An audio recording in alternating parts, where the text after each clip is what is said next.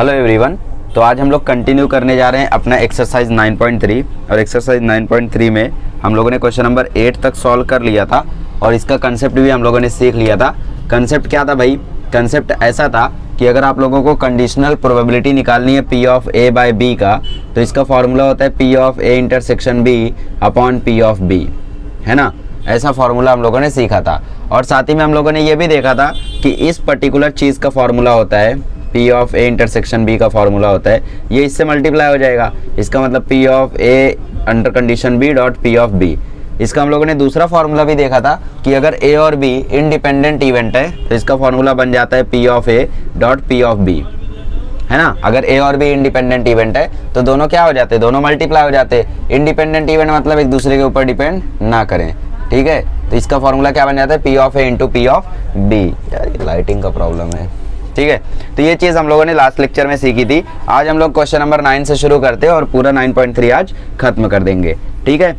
चलिए, तो question number 9 में बोला है 2 dice are thrown together, let A be the event getting 6 on the first die.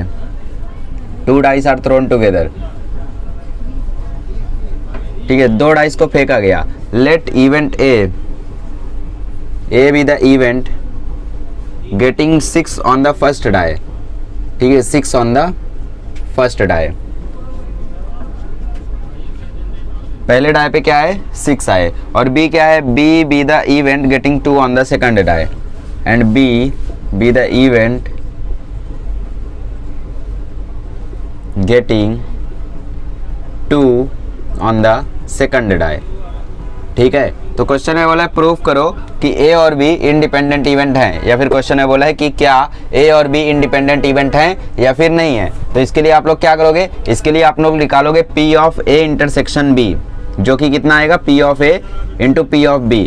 आप लोग क्या करोगे? आप पहले ये निकालोगे, उसके बाद आप ये निकालोगे। अगर दोनों एक दूसरे के इक्वल आ जाते हैं तो इसका मतलब ये कैसा है? ये इंडिपेंडेंट इवेंट है। इक्वल नहीं आते तो इसका मतलब इंडिपेंडेंट इवेंट नहीं है। अब ये चीज़ कैसे निकालोगे? ये पर्टिकुलर चीज़ आप निकालोगे N of A intersection B upon N of S से, और ये पर्टिकुलर चीज़ तो आप निकालोगे NA by NS into NB by NS। Simple, इस पर्टिकुलर चीज़ से आप लोग ये चीज़ फाइंड कर सकते हो, ठीक है। तो सिंपली आपको बस NA इंटरसेक्शन B निकालना है और उसके बाद आप लोगों को ये निकालना है LHS RHS दोनों को सॉल्व करना है। इक्वल आया तो इंडिपेंडेंट इवेंट है, नहीं आया तो नहीं है। तो चेक करते हैं, देखते हैं, इवेंट बनाते हैं, ठीक। तो कार्यक्रम शुरू करते हैं। क्वेश्चन में बोला है कि event A be getting 6 on the first die. तो इवेंट A क्या है? Getting 6 on the first die. तो यार इसका सैंपल स्पेस आप लोग बना लेना, सैंपल स्पेस आप लोग बना लेना एस करके, ठीक है। जानते हो ना बनाना। तो इसमें क्या है आप लोगों को? 6 ऑन द फर्स्ट डाई मतलब 6 1 6 2 6 3 6 4 6 6 6 5, इतने सारे लोग आएंगे, है ना। तो N ऑफ A क्या आ जाएगा? N ऑफ A आ जाएगा 6, और हम जानते हैं N ऑफ A इसका आता है 36। आप सैंपल स्पेस यहाँ पे बना लेना यार, बचपन से बनाते आ रहे हो, ठीक है। 36 रहते हैं यहाँ पे। तो P ऑफ A क्या आ जाएगा? P ऑफ A आ जाएगा 6/36 मतलब 1/36। फिर इवेंट B क्या बोलता है? इवेंट B बोलता है getting 2 on the second die. तो event B getting 2 on the second die, ठीक। तो इसका आएगा P of B equal to दूसरे डाई पे 2 मतलब 1 2 2 2 3 2 4 2 5 2 आणि 6 2, ठीक है। इतना कुछ आएगा। तो इसका मतलब यहाँ पे आप लोगों को P of B sorry B था ना ये सिर्फ, तो N ऑफ B क्या आ गया? N ऑफ B आपका आ गया 6, यस, ठीक है। तो ये आप लोगों को क्या आ जाएगा? P ऑफ B आपको आ जाएगा 6/36, जैसे ही आया 6/36। कैंसल आउट करोगे तो 1/6 होगा, बट देखते हैं। तो आपने P of A P of B दोनों निकाल दिया, ठीक। अब आप कंसीडर करोगे, नहीं कंसीडर नहीं, आप निकालोगे A इंटरसेक्शन B। एक बात मुझे बताओ, दोनों में कॉमन क्या है?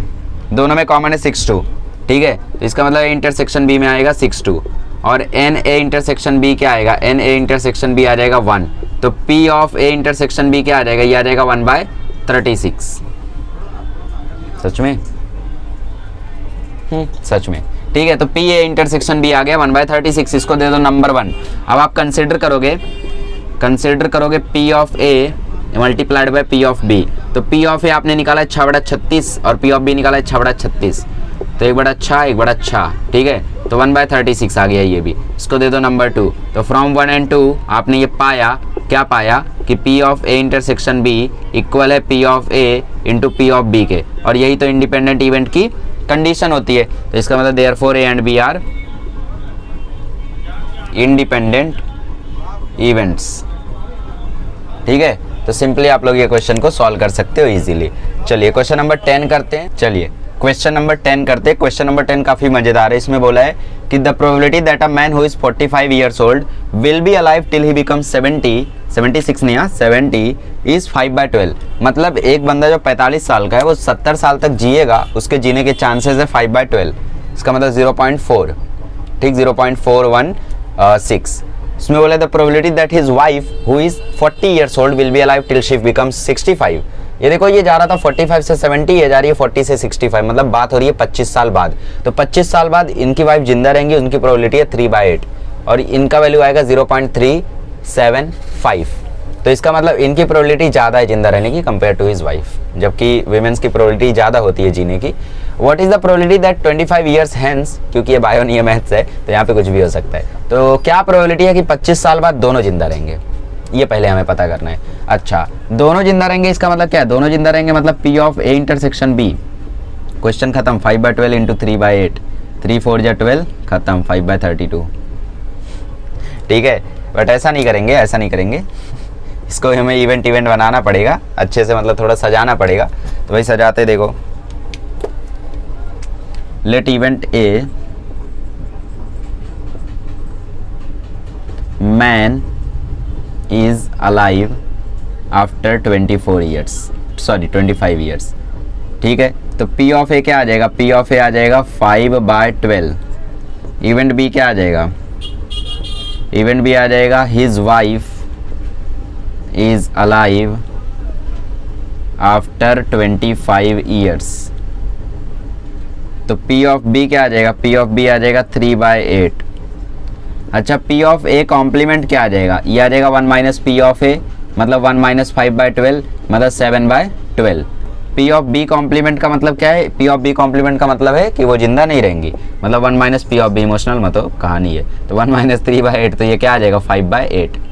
ठीक है, तो 1 माइनस 5/12 आ गया 7/12 और ये आ गया 5/8। क्या? PB complement, PB PA PA complement सब हमारे पास है। आपको पहले क्वेश्चन में क्या बोला है? What is the probability that the couple will be alive, मतलब इसमें दोनों के दोनों जिंदा रहने चाहिए, कोई एक नहीं, दोनों के दोनों जिंदा रहने चाहिए। तो इसको मान लो event C, let event C।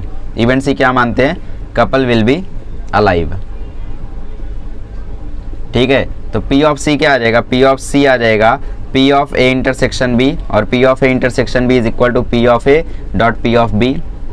ठीक है, और मैंने अभी इसका आंसर निकाला था, क्या निकाला था? 5/32 है ना, तो 5/32 इसका आंसर हो जाएगा। सॉल्व कर लेना आप लोग यार, क्या करना है, 5/12 इंटू 3/8 करो, कटाकट सॉल्व कर लो। ठीक, अगले क्वेश्चन में बोला exactly one of them is alive, let event D। Event D क्या बोलता है? Exactly one of them is alive, मतलब दोनों में से कोई एक ही जिंदा रहना चाहिए। Exactly one of them is alive, तो इसका फॉर्मूला क्या बनेगा? इसका फॉर्मूला बनेगा P of D equal to, या तो मैन जिंदा ना रहे, वाइफ जिंदा रहे, या तो मैन जिंदा रहे और वाइफ जिंदा ना रहे। A कॉम्प्लीमेंट इंटरसेक्शन B, या तो A इंटरसेक्शन B कॉम्प्लीमेंट, दोनों में से एक केस। तो इसका फॉर्मूला बनेगा PA complement multiplied by P of B plus PA multiplied by P of B complement. P of A complement क्या है? 7/12। P ऑफ B क्या है? 3/8। P ऑफ A क्या है? 5/12। P ऑफ B कॉम्प्लीमेंट क्या है? 5/8 है ना, यस 5/8। तो फॉर्मूला क्या बनेगा? ये बनेगा 21/96 प्लस 25/96, तो ये आ जाएगा 46/96, मतलब 23/48। ठीक है, तो ये आपका आंसर हो गया इवेंट D का, मतलब अगले वाले क्वेश्चन का। अब नेक्स्ट क्वेश्चन में बोला है कि none of them will be alive, तो none of them will be alive, इसमें क्या बोला था? इसमें बोला था exactly one of them is alive, कोई जिंदा ना रहे, इसका मतलब क्या है? A complement intersection B complement. ठीक, दोनों में से कोई भी जिंदा ना रहे, इसका मतलब A भी ना रहे B भी ना रहे, तो A कॉम्प्लीमेंट इंटरसेक्शन B भी कॉम्प्लीमेंट, B भी नहीं B कॉम्प्लीमेंट। तो इवेंट बनाते पहले, यहाँ मिटाना है ना, सुंदर लिखता हूँ यार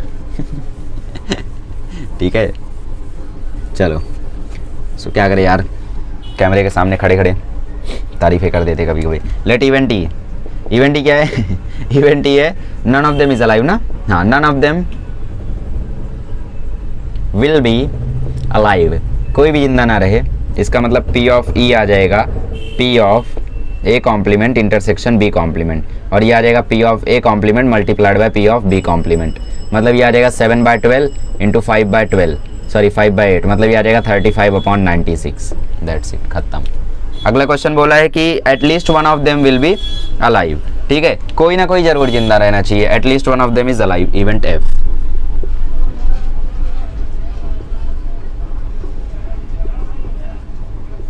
at least one of them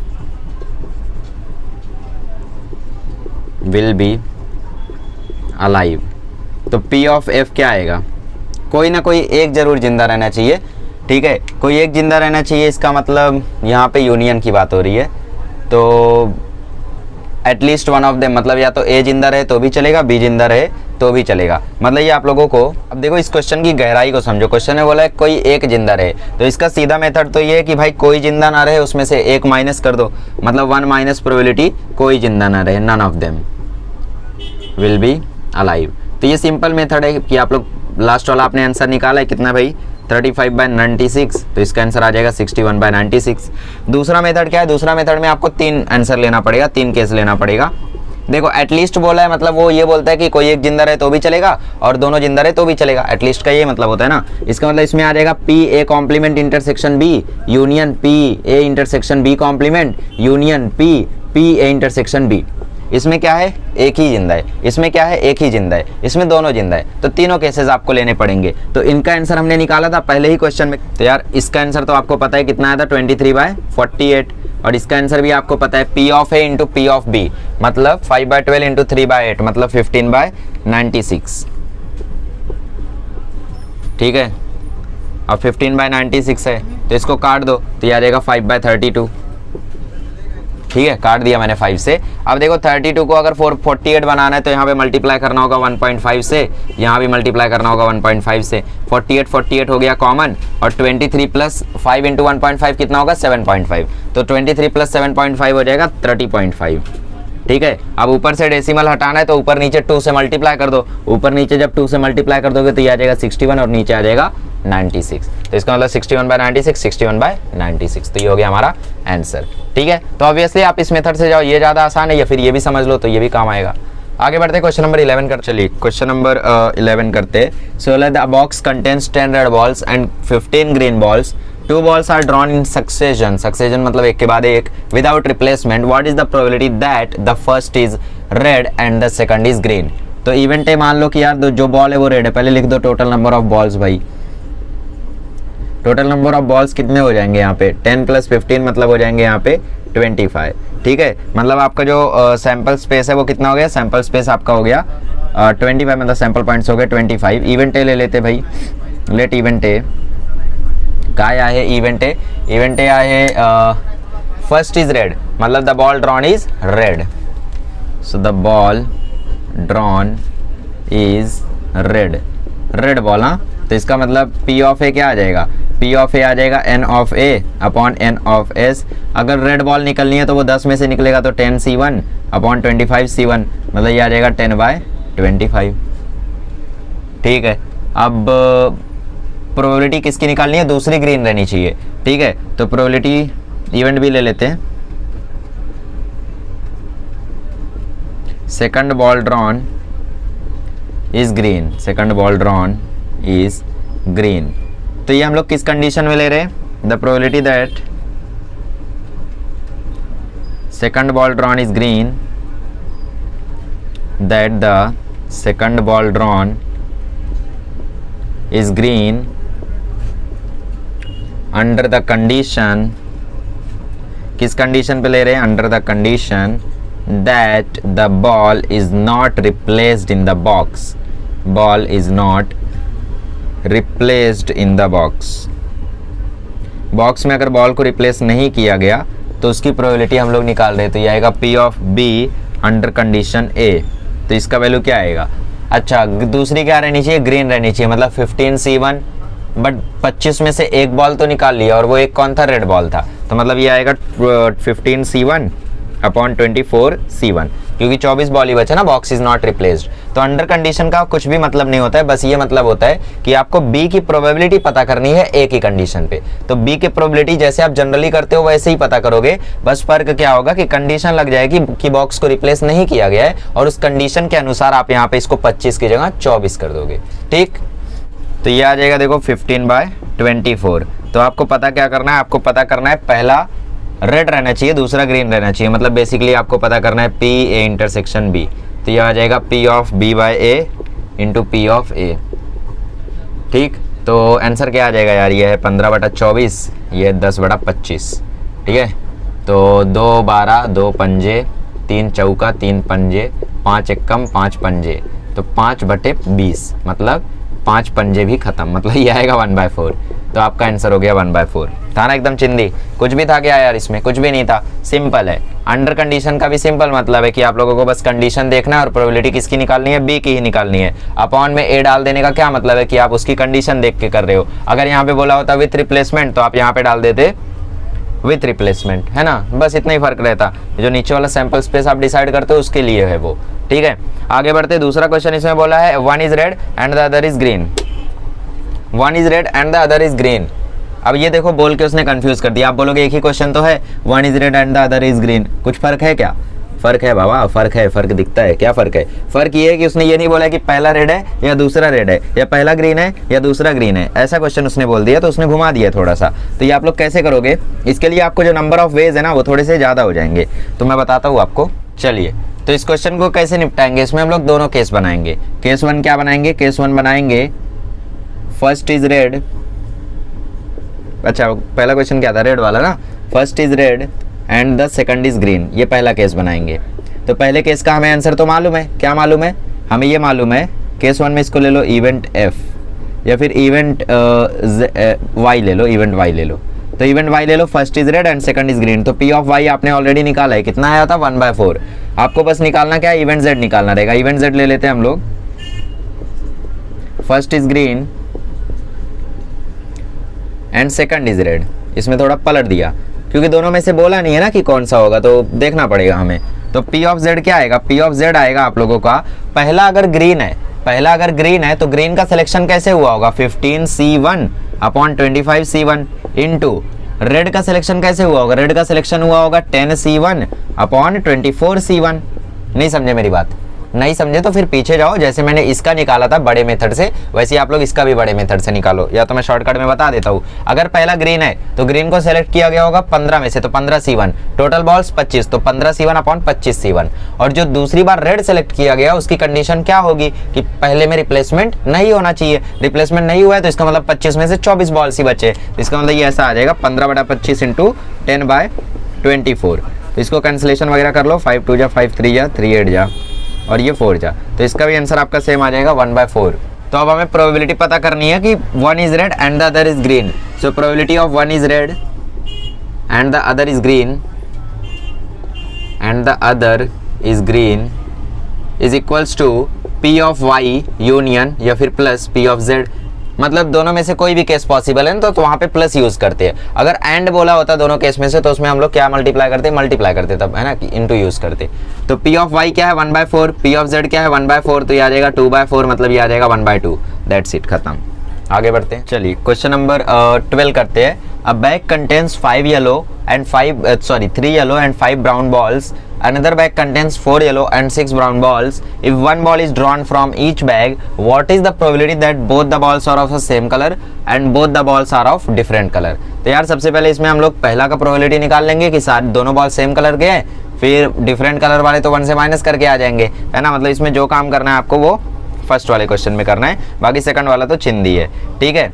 तो सबसे पहले हम लोगों को केसेस देखने पड़ेंगे यहाँ पे, क्योंकि यार एक बैग के अंदर 2 बॉल है और यहाँ पे 2 बैग है और दोनों में अलग अलग बॉल्स है। मतलब एक में 3 है, एक में 3 येलो है, एक में 4 येलो है, एक में 5 ब्राउन है, एक में 6 ब्राउन है। तो अलग अलग केसेस यहाँ पे हमें देखने पड़ेंगे। चलिए, तो क्वेश्चन में बोला क्या है कि एक बैग में 3 येलो 5 ब्राउन है और दूसरे बैग में 4 येलो 6 ब्राउन है। तो दोनों बैग में एक साथ हम लोग येलो का देख लेते हैं। तो let event A, the ball drawn is yellow ठीक है, जो बॉल निकाली गई वो कैसी है, येलो है। तो इसमें आप लोग अगर देखो P ऑफ A तो वो क्या आएगा, वो आएगा देखो पहले बैग में 3 येलो है तो मतलब 3C1 अपॉन 8C1। 8C1 कैसे आ गया भाई, 3 + 5 8 बॉल्स है ना, तो यहाँ पे ये भी लिख सकते हो total number of balls in first bag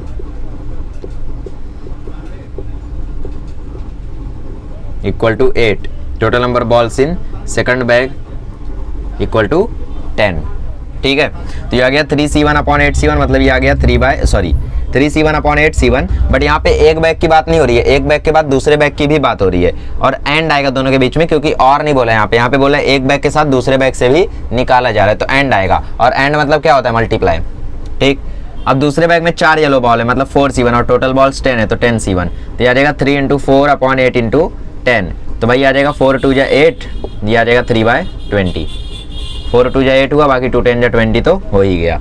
ठीक, अब क्या करते हैं भाई, अब इवेंट बी देखते हैं।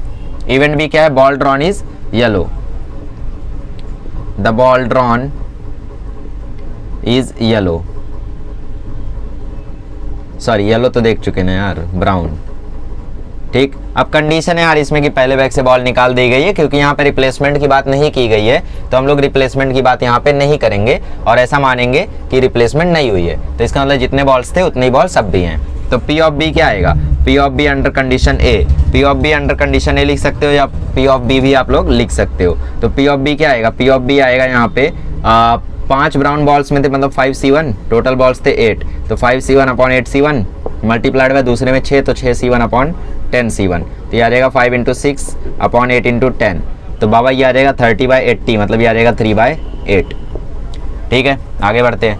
तो ये आया था 12/80, आया 30/80, तो काटना तो जरूरी नहीं था पर फिर भी ठीक है। अब हमें पता करना है कि दोनों बॉल सेम कलर के हैं, मतलब दोनों बॉल कौन से हो सकते हैं भाई, ब्राउन ब्राउन सेम हो सकता है या तो येलो येलो सेम हो सकता है। क्या यूज किया मैंने, ब्राउन ब्राउन सेम हो सकता है या तो मतलब मैंने और यूज किया यहाँ पे। मतलब आपको पता करना है P A यूनियन B, और इसका फॉर्मूला होता है P of A plus P of B minus P A intersection B। तो क्योंकि ये एक्सक्लूसिव इवेंट है तो जो P A इंटरसेक्शन B होगा वो 0 के इक्वल होगा, since it is an exclusive event.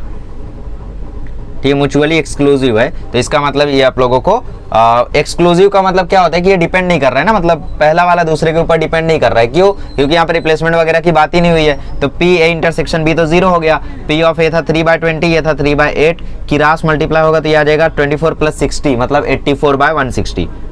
Cut कुट के ये आ जाएगा आपका, 4 से काट दो भाई, 421 जा अपॉन 440 जा, मतलब ये आ जाएगा 21/40। अब आप लोगों को पता है both are of different colour की प्रोबेबिलिटी कैसे आएगी, probability of both the balls are of different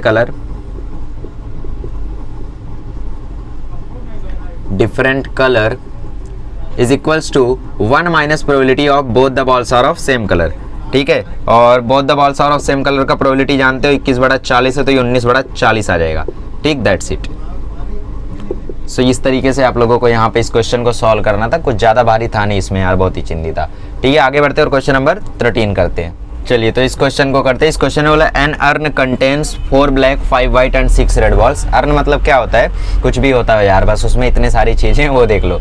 ठीक है, 2 balls are drawn without replacement, मतलब 2 बॉल को निकाला गया। तो सबसे पहले बना लेते हैं हम लोग यहाँ पे sample space, sample point. Total number of balls बता दो कितने भाई, टोटल नंबर ऑफ बॉल्स हैं 4 + 5 + 6, तो ये आ गया देखो 15 बॉल्स है ना, 15 बॉल्स। क्वेश्चन बोला what is the probability that at least one of them is black. तो यार ब्लैक बॉल्स कितने हैं यहाँ पे, ब्लैक बॉल्स हैं यहाँ पे 4, तो नॉन ब्लैक बॉल्स कितने हैं यहाँ पे, नॉन ब्लैक बॉल्स हैं यहाँ पे 11। ठीक है, तो हम लोग यार कर लेते हैं यहाँ पे हाँ सैंपल स्पेस, सैंपल पॉइंट बनाते हैं। तो एन ऑफ एस क्या आएगा, 2 बॉल को निकाला गया, पहले बॉल को निकाला गया होगा 4 5 9 6 15 में से, क्योंकि यार सीधा ब्लैक का वो पूछ रहा है ना, तो आप लोग ऐसा मत करना 4C1 अपॉन 15C1। इसमें क्वेश्चन में बोला है कि क्या चांस है कि वो ब्लैक आ जाए, क्वेश्चन में ये नहीं बोला कि पहला वाला ब्लैक आ गया, क्वेश्चन में बोला क्या चांस है कि वो ब्लैक आ जाए। तो इसका मतलब यहाँ पे आएगा 4 + 5 + 9, मतलब ये आएगा 15C1 × 14C1, मतलब ये आएगा 15 × 14। अब आप बोलोगे 14C1 कहाँ से आ गया, अरे भाई पहली बॉल निकाला उसके लिए 15C1, बॉल कम हो गई एक, मतलब 14 बचा, अब दूसरी बॉल भी निकालेगा तो 14C1, और बीच में एंड था मतलब दोनों बॉल निकालनी है ना, 2 बॉल्स आर ड्रॉन, ऐसा तो है नहीं कि एक बॉल को निकालना है दोनों में से, तो इसलिए मल्टीप्लाई, और 15 14 जा 210। ठीक, तो 210 यहाँ पे हो गया आपका n ऑफ s। क्वेश्चन ने बोला है what is the probability that at least one of them is black. तो यहाँ पे दो केसेस बनेंगे। इवेंट ले लेते हैं, इवेंट है द बॉल ड्रॉन, ऐसा करते हैं at least one of the ball drawn is black. ठीक है, ऐसा मान लेते हैं। तो भाई ये क्या आएगा यहाँ पे n ऑफ a क्या आएगा आपका। फिर अगर कोई एक ब्लैक है तो इसका मतलब दो केसेस है ना, कि या तो कोई एक ब्लैक हो या तो दोनों ब्लैक हो।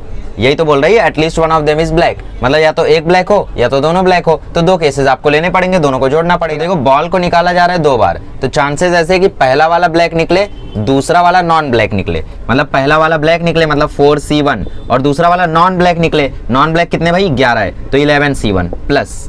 अब क्या चांस है कि पहला वाला नॉन ब्लैक निकले, नॉन ब्लैक कितने 11c1 और दूसरा वाला ब्लैक निकल जाए मतलब 4c1। समझ रहे हो मेरी बात को।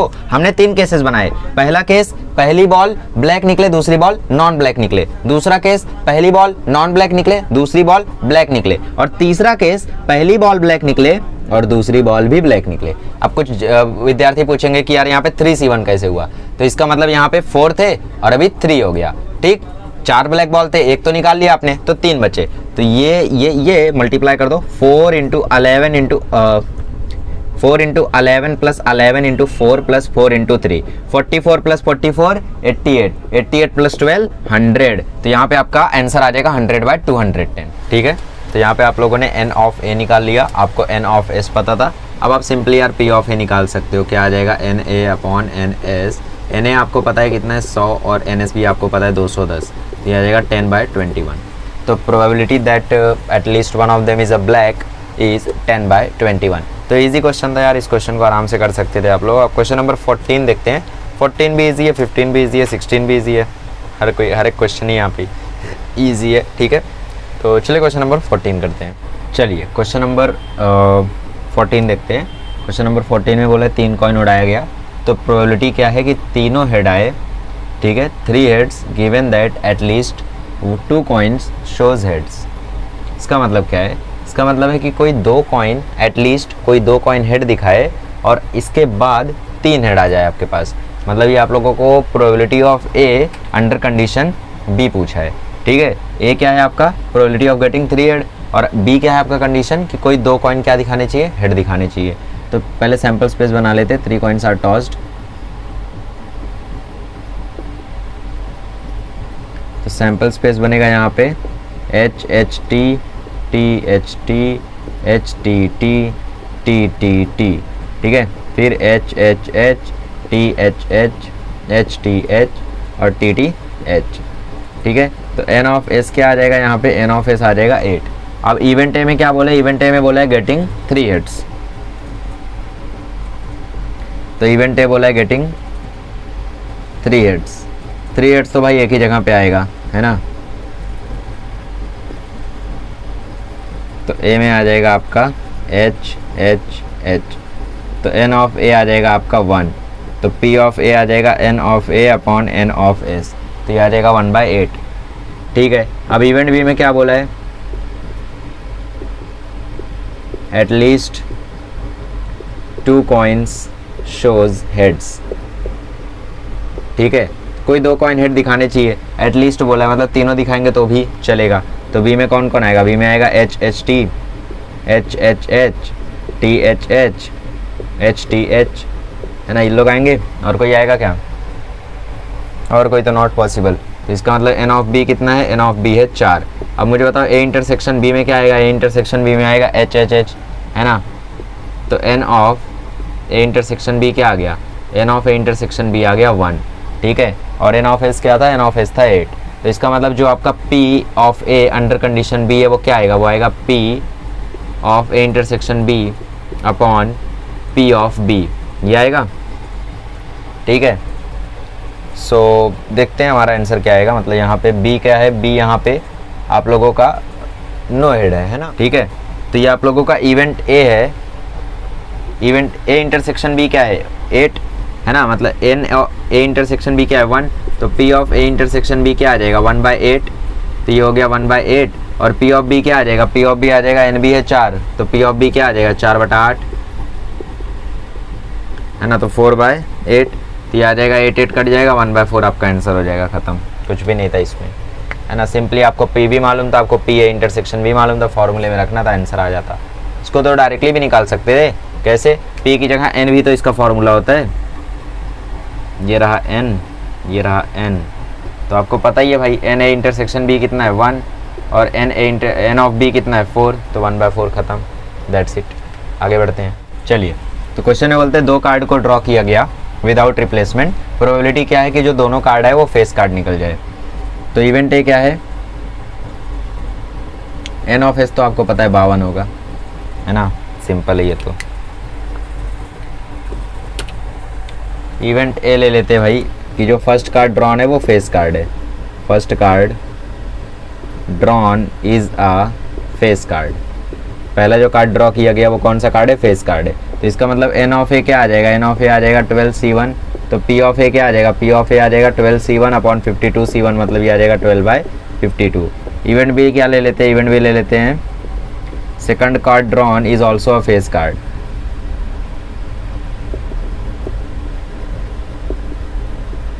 तो P of B under condition A का मतलब क्या हो जाएगा, P of B under condition A का मतलब हो जाएगा कि जो इसमें कार्ड आया वो विदाउट रिप्लेसमेंट आया, तो इसका मतलब 12 फेस कार्ड होते हैं, 12 में से एक निकाल लिया गया तो 11C1, और यहाँ पे बचा 51C1, तो ये हुआ 11/51।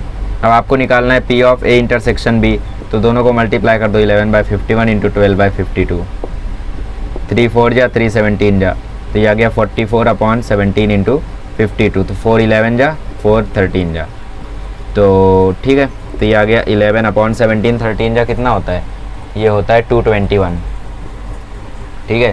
तो 11/221 आपका आंसर हो जाएगा, ठीक है। आगे बढ़ते क्वेश्चन नंबर 16 करते हैं। काफ़ी चिंदी क्वेश्चन था ये तो, ऐसे क्वेश्चन आप लोग कितने सारे कर चुके हो, है ना। क्या करना था यार, पहला कार्ड कौन सा आया, फेस कार्ड, तो पहले 12 में से सिलेक्ट हुआ, फिर एक सिलेक्ट हो चुका था विदाउट रिप्लेसमेंट बोले, तो अगली बार 11 में से होगा, अब दोनों को मल्टीप्लाई कर दो, हो गया 11/221। पीछे 9/169 दिया जो कि गलत है। चलिए क्वेश्चन नंबर 16 करते हैं। इसमें बोला है bag A contains 3 red balls and 2 white balls and bag B contains 2 red balls and 5 white balls. A bag is selected at random, a ball is drawn and put into the other bag. भाई बहुत complex बना रहे question को। And then a ball is drawn from that bag. Find the probability that the both balls are of same color. Question में देखो बोल रहा है कि एक बैग A है जिसमें 3 रेड और 2 वाइट बॉल है, और फिर एक बैग B है जिसमें 2 रेड और 5 वाइट बॉल है। एक बैग को सिलेक्ट किया गया रैंडमली, और उस बैग से एक बॉल को निकाला गया, और उस बॉल को दूसरे बैग में डाला गया, और फिर उस बॉल को उस बैग से निकाला गया।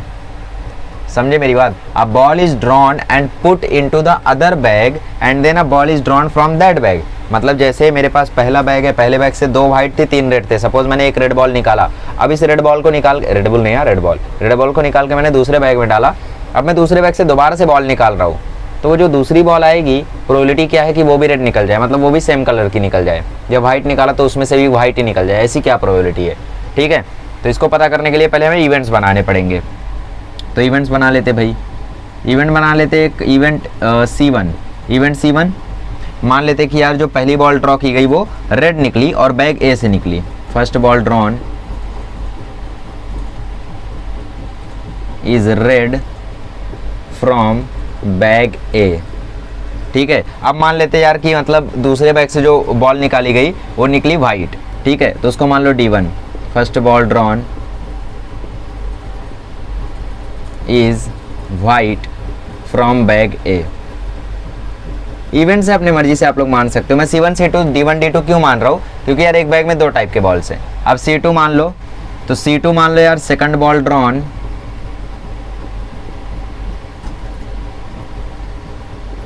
is red and from bag B, ठीक है। और D2 मान लो second ball drawn is white and from bag B, ठीक है, बैग B। इतना मान लिया आप लोगों ने। अब मान लेते यार 2 और इवेंट्स की जो पहली बॉल ड्रॉ की गई वो रेड ना निकल के वाइट निकल गई, ऐसा भी तो हो सकता है। और पहली बॉल जो ड्रॉ की गई वो वाइट ना निकल के रेड निकल गई, है ना। तो मतलब इसके अपोजिट वाले इवेंट्स को हम लोग मान लेते हैं। अब चलिए तो इवेंट E1 मान लेते हैं। First ball is drawn red. अब रेड बॉल देखो पिछली बार कहाँ से निकला था, बैग बी से निकला था और वो सेकंड बॉल था। अब की बार हम लोग मान लेते पहला ही बॉल निकला रेड और वो निकला सेकंड बैग से, मतलब बैग बी से। तो F1 मान लो इसको, तो ये हो गया सेकंड बॉल, मतलब first ball drawn is white and from bag B, from bag B. ठीक है, अब मान लेते E2। E2 क्या होगा भाई, सोचो। पहला बॉल ड्रॉ किया गया था वो रेड निकला था बैग बी से। ठीक है, first ball drawn is red from bag A हो गया, बैग बी हो गया। First ball drawn white from bag B, first ball drawn is white from bag A. और क्या हो सकता है, और क्या हो सकता है सोचो। Second ball drawn is white from bag A, ऐसा भी तो हो सकता है। Second ball drawn is white from bag A, ये चीज़ रह गई। तो E2 में क्या आ जाएगा, सेकंड बॉल, या रेड भी ले सकते हो, second ball is drawn red, drawn is red, second ball drawn is red from first ball drawn red from bag B, first ball drawn red from bag A। ठीक, ये हो गया bag B का। अभी ये बैग A रह गया, तो यहाँ पे आएगा बैग A। समझ रहे हो। तो इवेंट को बनाने के लिए थोड़ा सा आप लोगों को लॉजिकली सोचना पड़ेगा। F2 क्या हो जाएगा, second ball drawn is white and from bag A, क्योंकि बैग ए से सेकंड बॉल वाइट निकला नहीं था अभी तक। देखो बैग ए से पहला बॉल रेड निकला था, बैग ए से पहला बॉल वाइट निकला था। बैग ए से पहला बॉल से दूसरा बॉल कभी वाइट नहीं निकला था, बट अब की बार वो भी निकल गया। ठीक, तो ये हमने बना लिए इवेंट्स अपने। अभी हम लोग दो और इवेंट्स ले लेते हैं कि पहले बैग ए को हम लोग सेलेक्ट करेंगे या फिर बैग बी को हम लोग सेलेक्ट करेंगे। तो इवेंट जी ले लो, selecting bag A in the first place, क्योंकि भाई बैग्स का भी सिलेक्शन होगा ना। और H को ले लो, selecting bag B in the first place.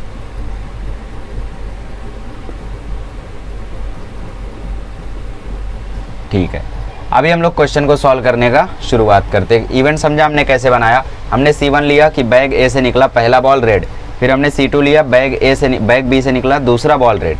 ठीक है, इवेंट्स को ध्यान में रखना, हम लोगों ने अपने समझ के हिसाब से इतने इवेंट्स को बनाया है। अब क्वेश्चन में बोलता है कि दोनों कलर्स सेम रहने चाहिए, तो इसके लिए हम लोग पहले सिलेक्शन देखते हैं यार कैसे कैसे होगा, है ना। सेम तो ऐसे भी हो सकता है कि इसमें से भी रेड निकले, इसमें से भी रेड निकले। सेम तो ऐसे भी हो सकता है इसमें से भी वाइट निकले, इसमें से भी वाइट निकले। तो दो चांसेस हैं यहाँ पे, और इसके कई सारे केसेस बनेंगे। चलिए, तो हम लोग सेलेक्ट कर लेते हैं यहाँ पे कि event X, let event X both balls drawn are of same colour, ऐसा हमने मान लिया। तो इसका फॉर्मूला क्या बनेगा, इसका फॉर्मूला देखो ऐसा बनेगा कि चांस है कि जो बैग जी से निकले उसमें दोनों के दोनों सेम हो जाए, रेड रेड वाइट वाइट, या बैग एच से निकले वो भी सेम हो जाए। ठीक है, तो जो P ऑफ X बनेगा वो बनेगा P of G into P of X by G plus P of H into P of X by H।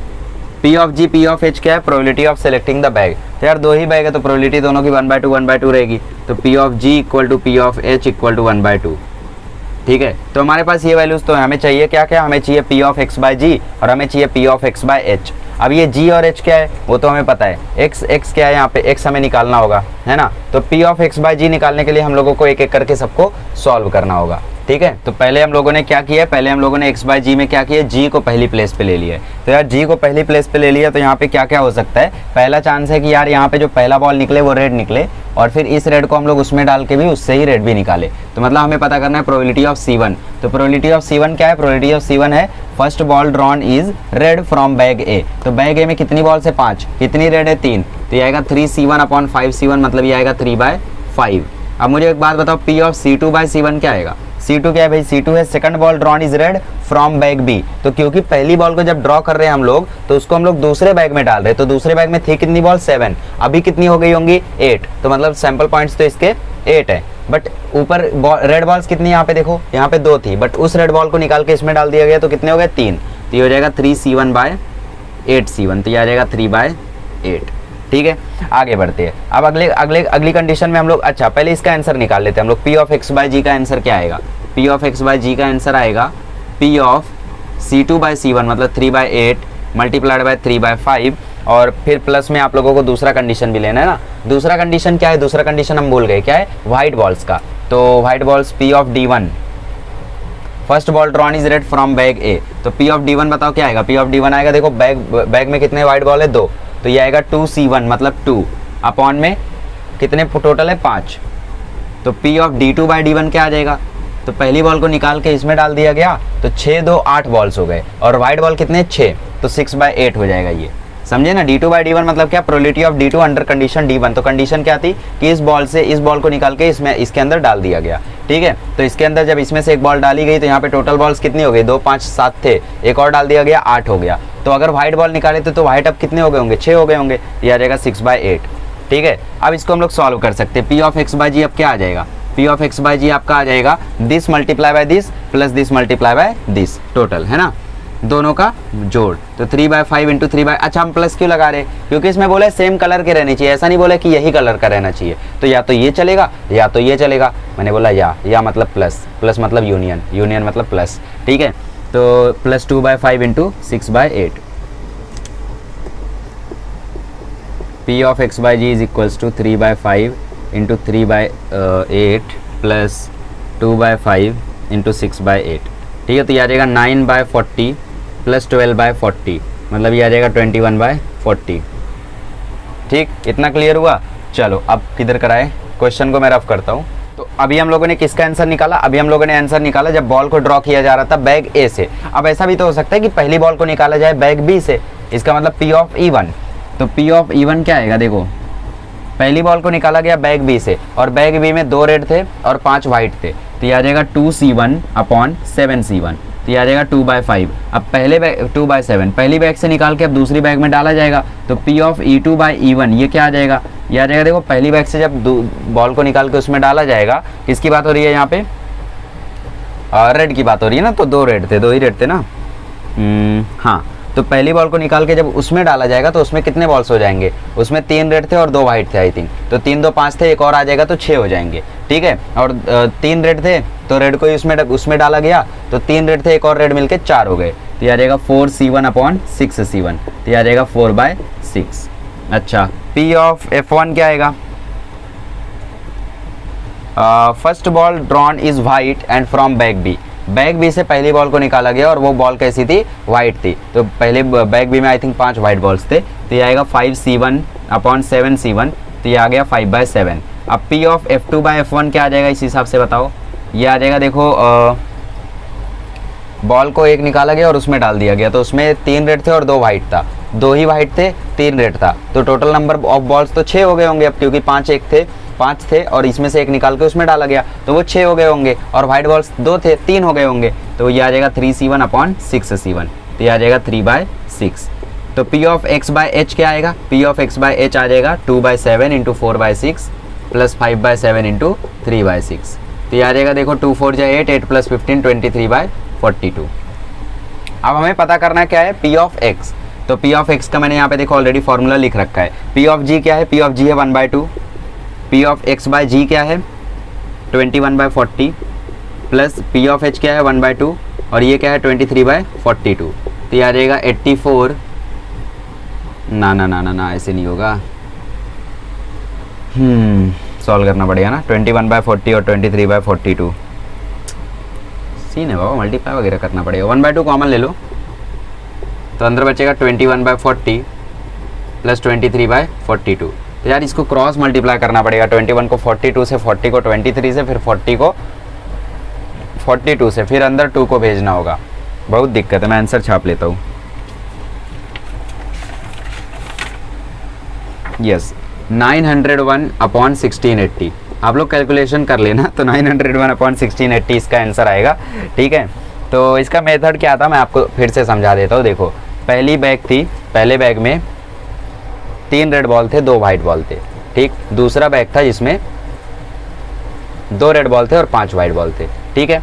Question में बोलता है कि 2 बॉल को निकाला गया, पहली बॉल को निकाल के दूसरे बैग में डाल दिया गया। अब हमें क्वेश्चन में ये भी नहीं बोला कि बैग ए से निकाल के बैग बी में डाला गया या बैग बी से निकाल के बैग ए में डाला गया, और कौन सा बॉल निकाला गया कुछ नहीं बोला, इसीलिए हमें इतने सारे इवेंट्स बनाने पड़े। सबसे पहले तो जी और एच बनाना पड़ा कि यार बैग ए को सेलेक्ट किया गया पहले या बैग बी को सेलेक्ट किया गया पहले। अब अगर बैग ए को सेलेक्ट किया गया तो पहली बॉल बैग ए से निकाली गई वो रेड थी, या पहली बॉल बैग ए से निकाली गई वो व्हाइट थी, या सेकंड बॉल बैग ए से निकाली गई वो रेड थी, या सेकंड बॉल बैग से निकाली गई वो व्हाइट थी।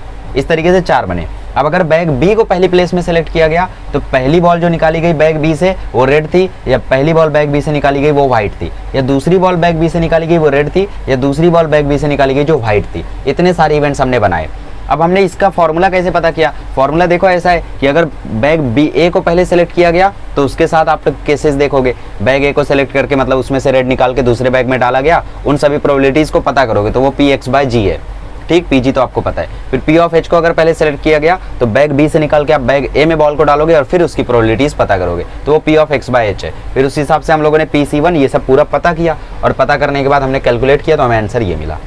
समझ में आया क्या था क्वेश्चन? तो बहुत ही भारी क्वेश्चन था ये, इसके आने के चांसेस बहुत कम रहते हैं। आगे बढ़ते हैं नेक्स्ट क्वेश्चन कर। चलिए क्वेश्चन नंबर 17 देखते हैं। इसमें बोला है a bag contains 3 red and 5 white balls and 2 balls are drawn, ये नहीं लिखा ना मैंने, हाँ 2 balls are drawn one after the other without replacement. तो प्रोबेबिलिटी क्या है कि दोनों बॉल व्हाइट रहे। तो यार देखो दोनों बॉल व्हाइट रहने चाहिए और एक के बाद एक बॉल्स को निकाला जा रहा है। ठीक है, तो सैम्पल पॉइंट्स क्या आ जाएंगे? सैम्पल पॉइंट्स आ जाएंगे, देखो पहले बॉल को निकाला गया 8 में से तो 8C1, फिर एक बॉल निकल गई तो बचे 7 तो 8C1 इंटू 7C1 मतलब 8 इंटू 7 तो ये आ गया 56। ठीक, तो इवेंट ए ले लेते हैं। First ball drawn is white, event A ले लेते हैं। First ball drawn is white, पहला बॉल जो निकाला गया वो था वाइट, तो ए आपका क्या आ जाएगा? एन ऑफ ए क्या आ जाएगा? एन ऑफ ए आ जाएगा 5C1 मतलब ये आ जाएगा 5। अब सेकंड बॉल ड्रॉन क्या हो जाएगा? एन ऑफ बी बाय ए। अब क्योंकि रिप्लेसमेंट हो चुकी है ना, तो एन ऑफ बी बाय ए आएगा 4C1 मतलब 4, तो पी ऑफ ए क्या आ जाएगा? 5/56 और पी ऑफ बी बाय ए क्या आ जाएगा? 4/56 मतलब 56 नहीं यार, यहाँ पे ये टोटल सैंपल पॉइंट्स है ना, बट जब पहले बॉल को निकाला गया तो 8 में से निकाला गया तो ये आएगा 5/8, और ये कितने में निकाला गया? ये 7 में निकाला गया क्योंकि एक बॉल निकल चुकी थी, तो ये आएगा 4/7। अब मल्टीप्लाई कर लो, आंसर आ जाएगा P of A intersection B will be equal to P of B by A into P of A, और दोनों की वैल्यू आप जानते हो क्या है भाई? 4/7 इंटू 5/8, तो 4 से 2 कट जाएगा तो 5/14 will be the final answer. Question समझा गया था यार, सिंपल था। बोला था कि 2 बॉल निकाला गया एक के बाद एक, प्रोबेबिलिटी क्या है कि दोनों वाइट हो, तो इसकी ज़रूरत ही नहीं थी। इवेंट हमने बना लिया, पहला बॉल जो ड्रॉ किया वो वाइट है तो 5C1, प्रोबेबिलिटी आ गई 5/8। फिर कंडीशन के हिसाब से एक बॉल निकल गई क्योंकि रिप्लेसमेंट बोला था, तो 4C1 ये 4 आया तो 4/7 मल्टीप्लाई कर दिया, आंसर आ गया। लास्ट क्वेश्चन करते, क्वेश्चन नंबर 18। चलिए इस क्वेश्चन में क्या बोला है? क्वेश्चन में बोला a family has 2 children, find the probability that both children are girls given that at least one of them is a girl. तो यार 2 बच्चे हैं, 2 चिल्ड्रेन हैं, तो इसका मतलब या तो बॉय बॉय हो सकते हैं, या तो बॉय गर्ल हो सकते हैं, या तो गर्ल बॉय हो सकते हैं, या तो गर्ल गर्ल हो सकते हैं ना। यही सैम्पल स्पेस आपका बनता है। तो एन ऑफ एस क्या आ जाएगा भाई? एन ऑफ एस आ जाएगा 4। At least one of them is a girl बोला है इसमें, तो इसका मतलब यार 3/4 आंसर आएगा इसका। नहीं, ऐसा नहीं होगा। ठीक है, both children are girls given that at least one of them is a girl. तो आप लोग जैसा सोच रहे हो कि इसका आंसर इजीली 3/4 आ जाएगा, ऐसा कुछ भी नहीं है। तो इवेंट ए बना लो, at least one of the children is a girl. कोई अगर एक गर्ल है तो इसका मतलब पी ऑफ ए क्या आएगा? पी ऑफ ए आएगा 3/4, और ए में कौन कौन आएगा? ए में आएगा बी जी, जी बी और जी जी। ठीक है, तो पी ऑफ बी आ जाएगा आपका पी ऑफ ए आ जाएगा आपका 3/4। ठीक, ये इवेंट ए है आपका। आगे बढ़ते अगला हम लोग देखते हैं कि both the children are girl निकल जाए तो, है ना, तो both the children are girl मतलब ये बात कर रहा है एक्चुअल में ए इंटरसेक्शन बी का। तो बी में क्या है? Both the children are girls. अगर दोनों गर्ल्स है तो इसका सिर्फ एक ही केस पॉसिबल है, कौन सा भाई? बी इक्वल टू जी जी वाला। ठीक है, तो पी ऑफ बी क्या आ जाएगा? पी ऑफ बी आ जाएगा 1/4। अब ए इंटरसेक्शन बी अगर आप लोग देखोगे तो ए इंटरसेक्शन बी किसके इक्वल आ रहा है? देखो इसमें भी जी जी है, इसमें भी जी जी है, तो A intersection B is nothing but B, क्योंकि भाई बी जो है वही तो ए इंटरसेक्शन बी की भी वैल्यू आ रही है। ये देखो इसमें सिर्फ जी जी और इसमें जी जी, कॉमन क्या आ रहा है? जी जी, और जी जी किसकी वैल्यू है? बी की, तो A intersection B is nothing but B. या फिर यार नहीं समझ रहा है तो देख लो ऐसे, ए इंटरसेक्शन बी में क्या आएगा? ए इंटरसेक्शन बी में आएगा जी जी, और P of A intersection B क्या आ जाएगा? 1/4। 4 लोग हैं उसमें से एक 1/4, तो P ऑफ क्या पूछा है, at least one of them is a girl, मतलब आप लोगों को पूछा है P of B by A, तो ये क्या आ जाएगा, ये आ जाएगा P of B intersection A upon P of A। तो P of B intersection A आपको पता है 1/4, ये है 3/4, 4 कट गया, आंसर आया 1/3। बोलो, आप तो 3/4 बोल रहे थे, ठीक है।